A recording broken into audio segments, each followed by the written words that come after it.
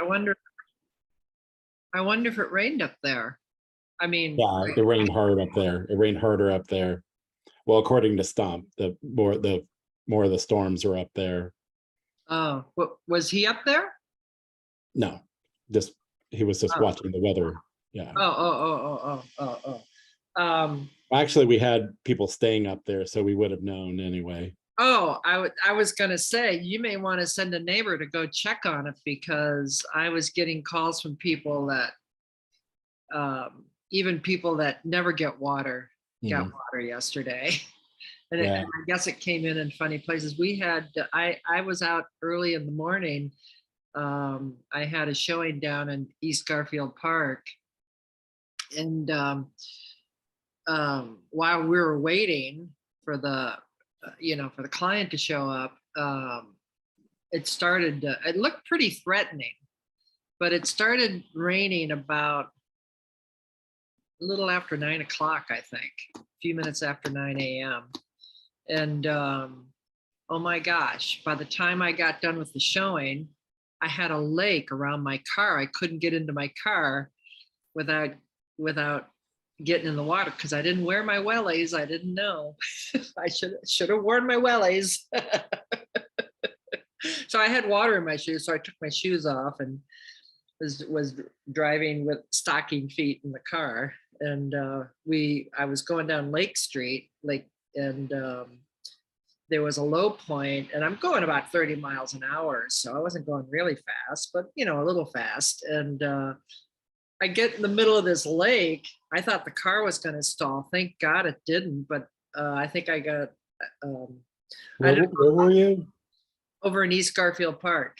You were still over there. Okay, it wasn't on Yeah. your way back yet. Yeah. Okay. While we were showing the property, it started to rain, and the people pulled up in their car, and we were standing on the front porch, and I'm like, oh, just wait a couple of minutes, it'll blow over. Well, it was not blowing over, so they finally got out and ran into the front porch where we were protected. But yeah, I mean, it was torrential, and just in those 10-15 seconds of running from the car to the building, I was soaked. Yeah. I was Yeah. soaked.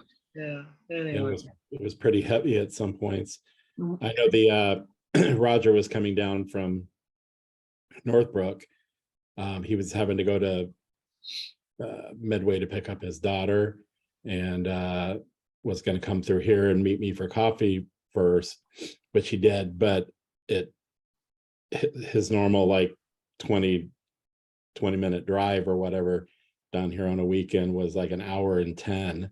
Oh, Um, geez. because it turns out part of the Edens and Kennedy were flooded, and so the traffic was having to bottleneck to one lane to get around the water. So that's what was Mm. taking so long. Yeah, no, I mean, I came up Lakeshore Drive, of course, and yeah, I mean, it was pretty flooded. We actually had to obey the speed limit coming up Lakeshore Drive. Everybody was going like 30, 40 miles an hour. It's like, oh my God, this is the speed limit. People go 60, 70 miles an hour at Lakeshore Drive. Yeah. Yeah. And when I got home, we had 2 inches of water in our garage, Hmm. which has never happened. But like I said, people who never get water were getting water yesterday. So it was, Yeah. but the Bears won. Go Bears. Big upset against the 49ers. They had a front page of the Tribune this morning. They were, because it was a big upset, they were playing slip and slide in the end zone after the game. They were sloshing around out there on the field. Well, speaking of the rain, there was an article this morning in Cranes. It was an interview with Rahm Emanuel. Oh, You see it? no, I didn't see it. It wasn't a very long one, but it was, he's been ambassador to Japan for some time now. And I guess this was his first trip back since he's been over He's there. been there that long. I don't think it's been a year. Yeah, but it's his first trip back to Chicago. Right, and they were interviewing him. And he was talking about the basically he thinks Chicago has a great position, like if the city does it right, to like really be an attraction or whatever for many years to come, especially like corporate attraction. And it was based on the main reason was based on, he said, we've always had the like advantages of like geography and airport and like different things, but he said right now it's water. Oh, It's going sure. to set us apart. And he said they're having droughts where he said Europe has a major drought, China has a major drought, the west coast of the US has major droughts. And he's like, right now, that's our big advantage. And was even talking about talking with some CEO that had moved a company to Dallas, not from Chicago, but had moved a company to Dallas. And he said, well, Rom told him pretty soon you're going to have to come up here to take a shower. And he said, the guy laughed and he said, you think I'm joking? Right. But we've kind of known for a while that, you know, the access to water here has had some advantage, but I guess with climate change and what's going on across Asia and Europe and everything else, that, you know, we've always kind of heard about that within the confines of the US, but saying that we have a global advantage right now. So if we take advantage of it, you know, get a strategy together that it could be really beneficial. So I thought that was really interesting. Well, my girlfriend in England, I mean, they're just dying with the heat there. It's been a real, and I was planning to go see her next summer. Her birthday's in July and mine is in May. We're the same age. And so I thought I'd go to see her for her birthday next July. And she's like, don't come in July. She said the last 2 or 3 years have been brutal. She said, and of course they don't have air conditioning. Right. She just built a brand new home. She's been there. It's actually been, I guess it's been 3 years now, but she didn't put in, because nobody does, she didn't put in air conditioning. And, but you know, I don't think she regrets it because she doesn't want air conditioning, because it's not, she's very into the environment and being green, and, you know, air conditioning isn't green. I don't know. I'm like, well, it seems to me a shame that if you keeps you alive, it might be worth well, it. you know, and I haven't told her this, but there was an article in the paper maybe a month ago or two, about more people actually die from the heat than they do from the cold. Yeah, right. It's actually more deadly. So yeah, I think she made a mistake. I mean, if you had the opportunity, because with climate change, things aren't going to get any better. Yeah. And that's, I guess that's Rom's point too, is, you know, it wasn't like this is just a fluke and it's back to normal. It's like these things are changing in Chicago if we strategize. California right now is having it. I mean, in San Diego, it's like 110 degrees or something. I was talking to somebody from well, you and I were talking to the fellow from San Diego the other day. Oh, that wasn't him talking about the weather though. But yeah, well, they were talking about the weather, weren't they? How hot it was? I think so. Well, my brother lives on the West Coast, up in Oregon, but yeah, they're having incredible heat and fires from the heat. It's just, yeah, it's bad. It's bad. And of course, California has, as Ram says, they have a huge energy crisis. There was actually an article that popped up on Stump's newsfeed last night, now that I'm thinking about it, that was about Idaho. And it was saying that they're they're trying to figure out what to do. They're kind of in a dilemma because they've been trying to expand their, they've had kind of a boom in people moving there, but also they're trying to expand in their tourism.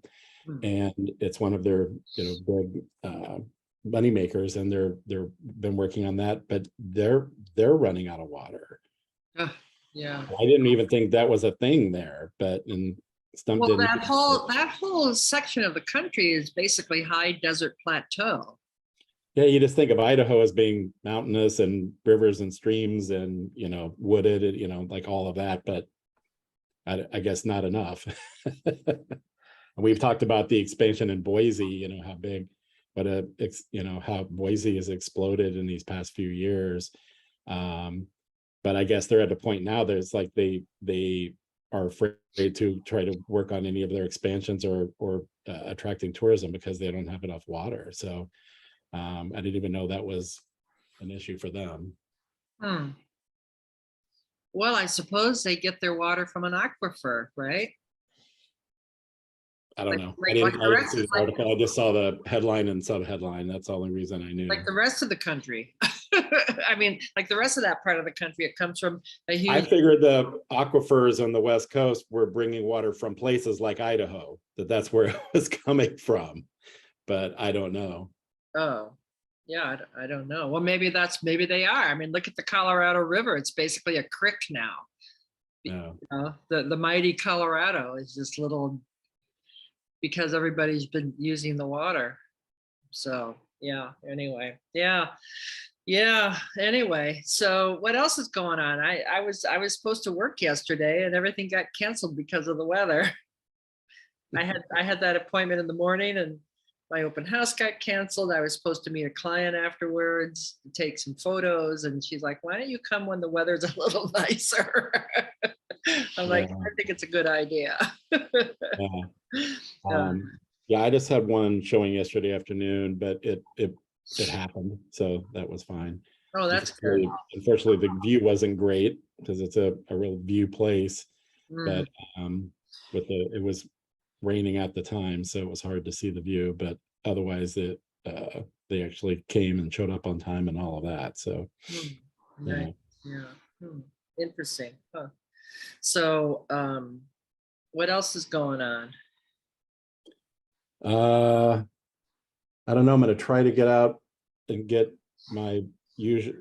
It was still raining when I got up this morning, when I usually take Oki out and go on our long walk through the area. But then by the time it finally, I thought it stopped, and Stump went to work and called me and said it's still like all misty and stuff. Yeah, it's supposed to rain all day. Wednesday's supposed to be beautiful, so I'm gonna go back. Well, for here, it's supposed to be it's supposed to stop raining now. So, but that was shortly before our call, so it's supposed to stop for now. But Oh, well, I think there's supposed to be showers on and off during the day. yeah, just depending on where you are. But my location is supposed to be Oh. clear. So after I've got a AEM call after this with Dylan, and then I'm gonna go and do our walk then. Oh, okay. All right. Well, that sounds like a good plan. So, Yeah. anything coming up this week? We Now I'm start. trying to decide if I wear pants or shorts, because I've been wearing my walking shorts every day, but now I'm like, is it too cold for? Well, it's not warm out. I mean, it got into the 50s overnight. I'm just living. Yeah, it's supposed to be a high of 60 today. It's well, according to my phone, it says it's 57 degrees here right now. Yeah. And I have some kind of a weather alert here. River flood watch. They're worried about the rivers flooding. Yeah, high of 64 and a low of 59. They say it feels, how can it have a low of 59 and it's 57 degrees? That's why I use dark sky, because it's actually your geolocation, not the whole city, where they like do the average of everything. Well, this is the weather station here for my zip code. Yeah, Yeah, so it's it's right here, but it's not accurate. apparently not. But anyway, yeah, you might want to wear some real pants. I don't know. Of course, you always run hot, so you'd probably be fine in your. I saw people out running yesterday in the rain. Yeah, I saw people like biking, doing like divvy bikes and stuff in the pouring rain, and yeah. Well, when I used to run, I never let the rain. If it was a downpour like yesterday, I don't think I would have run. But if it was like a little bit of rain, it never. I mean, if you're dressed for it and you're prepared for it, it's like you start running, you start sweating and get wet anyway. What the hell? That actually feels kind of nice. But yeah, it's when you're dressed up and you're trying to work and look good. That's a problem. We went up to your favorite urban vegan last night. Oh, okay. like our favorite place, and we hardly ever get there, but we made it up there last night. What did you end up ordering? I got Penang curry and Padwunsen, the cellophane noodles. Mm. Veggies. There's a big article, this month's Chicago Magazine. I just came in the newspaper yesterday. It's actually, seems a little late, doesn't it? Shouldn't it have been out already? But anyway, or a little early, one or the other. But It's probably October because they come early. yeah. So it's got like 101 fun things to do in Chicago. It's kind of fun. There's some fun stuff in there. But they talk about all the new restaurants that are opening, and a big article about Alinea in there. But yeah, it's kind of Alinea? Alinea. Yeah. Is that how you say it? I don't know about Alinea. Oh, Alinea. Oh, it said Alinea. Well, I've never been there, so it doesn't sound like from the article I'm ever going to go there. It's if you go up to the salon, it's like $600, and if you sit down in I can't remember what they call the gallery, I think that's like $900 a person. Yeah, it would be wasted on me. The most famous restaurant in Chicago, but one of the most famous in the world for many years now. Yeah. Well, according to this article, they're kind of resting on their laurels now. Oh. Although it's the only three-star Michelin restaurant in Chicago. Yeah. But all right. Well, we're kind of a slow news day. All we have to talk about is rain. Although to the many amazing topics that we usually have. Yeah, actually, I did, just before we got on our call, I did have a really interesting phone call with a mortgage guy who does mortgages for a credit union here on the north side of the city. He's their mortgage guy, and they do portfolio loans, and so he can do like 90% financing with no PMI and things like that. So I'm kind of excited to hook up with him, because it's hard to find portfolio lenders. That's true. So who will do things a little and a different. Portfolio lender is what? A lender that doesn't sell their loans on the secondary market to Fannie Mae or Freddie Mac. They keep their loans like in the old days. This is a credit union, of course, so it's like the old days where they take in deposits from their depositors, and they actually have to do something with the money. And like It's a Wonderful Life, right? In the movie It's a Wonderful Life, that's what they're doing. They're loaning their money out to their neighbors, and that's what this credit union is doing. So, which means that they don't have to adhere to the Fannie Mae and Freddie Mac guidelines. They have their own guidelines. They can make up their own guidelines and do it the way they want to do it. So they're hard to find, but I got one. I got a resource. All right. Well, good to see everybody. All right. Have a good week. All right. Bye.